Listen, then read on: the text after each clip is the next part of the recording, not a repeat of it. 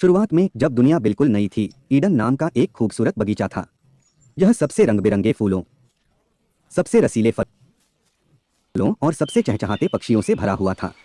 इस बगीचे में भगवान ने पहले दो लोगों आदम और हव्वा को बनाया। बगीचे में जीवन, खेल और आनंद के कभी न खत्म होने वाले दिन जैसा था। आदम और हव्वा ने इस अद्भुत जगह की खोज की, जानवरों के साथ बातें की, शानदार पेड़ों की छाया के नीचे आराम किया और बगीचे में अनगिनत पेड़ों के बीच सबसे मीठे फलों का आनंद लिया।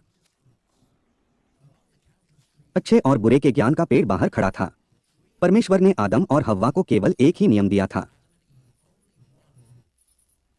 इस पेड़ का फल मत खाओ। लेकिन जिज्ञासा एक शक्तिशाली चीज है। एक दिन एक डरपोक सांप हव्वा के पास आया। यह एक आकर्षक विचार फुसफुसाया, फल खाओ और तुम भगवान के समान बुद्धिमान हो जाओगे। आपको अच्छे और बुरे के बीच का अंतर पता चल जाएगा। फल बहुत आकर्षक, बहुत स्वादिष्ट लग रहा था और ज्ञान का वादा बहुत लुभावना था। ईव ने हाथ बढ़ाया, फल उठाया और काट लिया। उसने कुछ एडम को दिया, जिसने भी खाया। लेकिन जैसे ही उन्होंने फल का स्वाद चखा, उनकी आंखें एक ऐसे तरीके से खुल गईं जिसकी उन्होंने उम्मीद नहीं की थी। उन्होंने चीजों को अलग तरह से देखा और महसूस किया कि उन्होंने ईश्वर की अवज्ञा की है।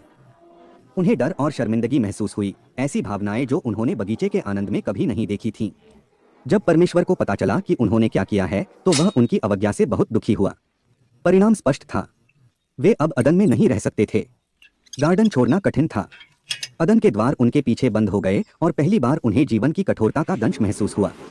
ईडन के बाहर दुनिया उबड़-खाबड़ और जंगली थी। आदम और हव्वा को शुरू से ही सब कुछ सीखना पड़ा, भोजन कैसे उगाना है, आश्रय कैसे बनाना है और तत्वों से कैसे बचना है। जीवन अब आनंददायक खोजों की श्रृंखला नहीं, बल्कि अस्तित्व के लिए संघर्ष था। इस नई दुनिया में उन्होंने जीवन के पूर्ण स्पेक्ट्रम, खुशी और दुख, सफलता और विफलता, जन्म और मृत्यु का अनुभव किया। वे माता पिता बन गए, ऐसे बच्चों का पालन पोषण करना जिनका आगे चलकर पूरे देश में अपना परिवार फैलेगा। अपनी यात्रा के माध्यम से एडम और ईव ने अपनी ताकत और लचीलेपन की खोज की।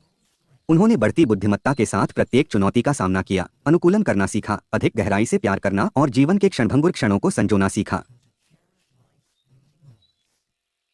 उन्होंने अपने बच्चों को ईडन की कहानियां, अच्छे विकल्प चुनने और अपने कार्यों के परिणामों के साथ जीने का महत्व सिखाया। देखने के लिए धन्यवाद। अगले साहसिक कार्य में मिलते हैं।